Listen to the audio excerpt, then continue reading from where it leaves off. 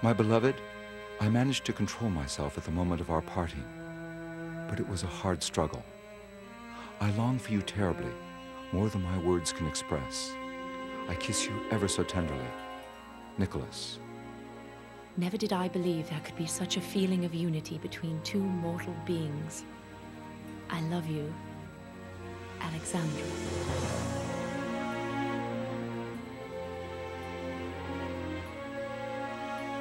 Nicholas and Alexandra, the last Tsar and Tsarina of Russia. The last of the imperial Romanov dynasty to rule. Theirs was a romance as steeped in intrigue and tragedy as the vast, mysterious land of Mother Russia, where it would unfold. For centuries, from their palaces in St. Petersburg, the Romanovs reigned over their immense empire with unlimited power. The Romanov Tsars were viewed as a divine presence, the living embodiment of God on earth. It would be Nicholas II's unbending belief in his own link to the divine will, which ultimately bore the seeds of his own destruction. Strangely, Nicholas, the last of the mighty Tsars, began as a timid prince who never wanted to rule.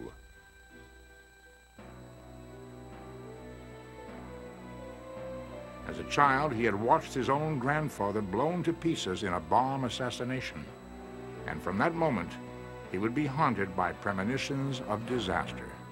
On August 4th, 1894, the 24-year-old prince faced the moment he had feared his entire life.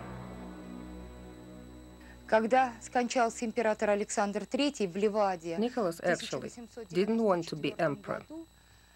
When his father, Alexander III, passed away, the young prince threw himself into the arms of a friend. He wept and said, "I can't. I know nothing of the business of ruling. I am afraid." In the midst of his lonely ordeal, however, Nicholas found comfort in one shining hope. A beautiful German princess, Alexandra Fedorovna. They would first meet at a wedding held in the Winter Palace in St. Petersburg. He was 16, she was only 12. Nicholas and Alexandra were deeply in love with one another. There's no question about that. They had fallen in love almost from the moment they met when they were children. They were utterly committed to one another, utterly devoted.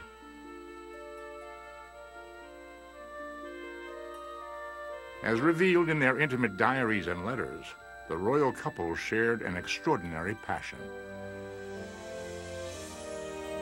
A year and a half before the Tsar's coronation, Nicholas and Alexandra would be wed.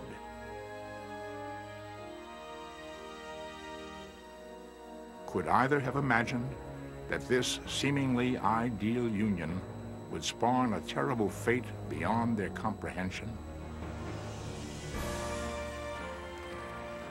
In 1896, Nicholas and Alexandra were crowned Tsar and Tsarina of all the Russians in one of the most lavish and unforgettable spectacles of its time.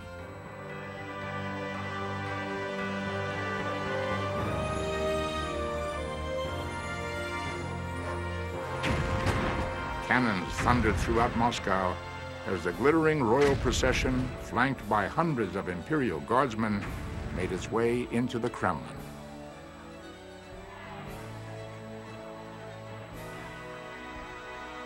During the hysteria of the celebration, as bread and beer were served to the crowd, over 1,000 men, women, and children were trampled to death. Many would see this incident as a haunting omen of terrible events to come. Could this bizarre disaster have deepened Nicholas' own growing sense of doom?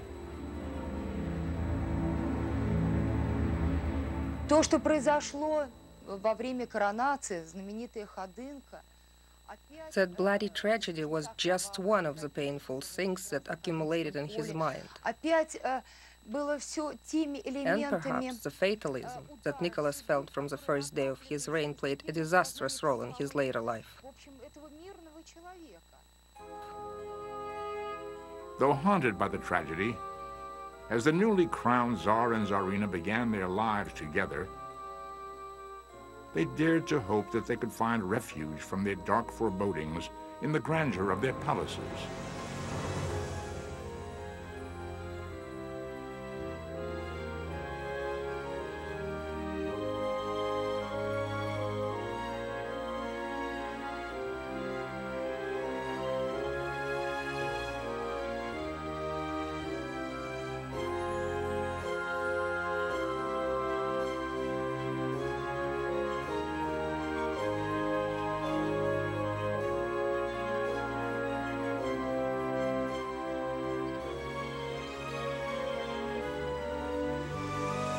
It almost seemed as if their love for each other could shield them from their destiny.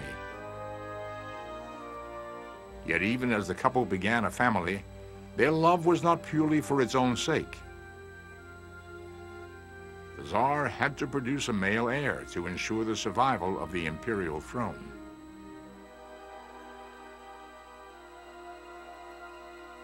Was it fate or coincidence that despite their urgent need for a son, Nicholas and Alexandra would instead only conceive 4 daughters?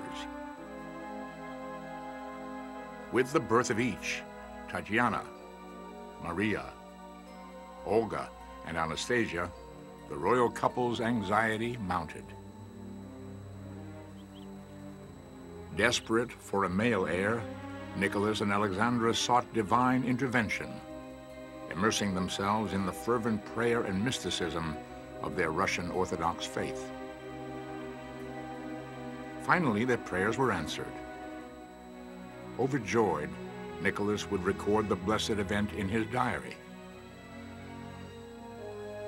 A great, never-to-be-forgotten day when the mercy of God has visited us so clearly. Alexandra gave birth to a son at 1 o'clock. Nicholas, August 5th, 1904.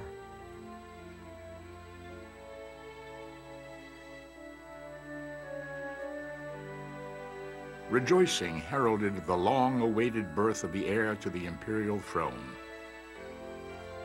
Alexei Nikolaevich Romanov. But the very event which seemed to herald such joy would instead harbor an unthinkable tragedy. For the new male heir had been born with a fatal flaw, which the Tsar and Tsarina were determined to keep secret. You see, the Tsar and his family had practically no contact with the outside world. His family was something sacred. It was a cocoon where no stranger would enter. Nobody would penetrate the intimacy of the family but a few chosen ones.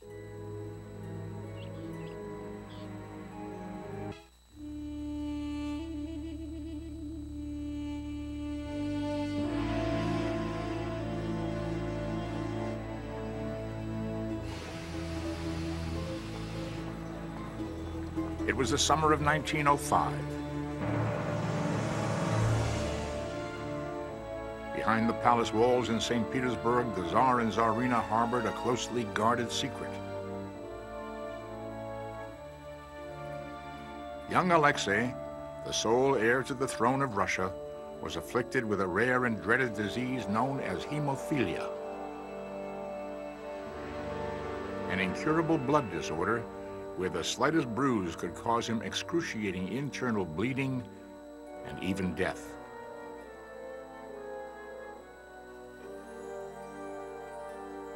Haunted by her son's torment, Alexandra became convinced that God was ignoring her prayers.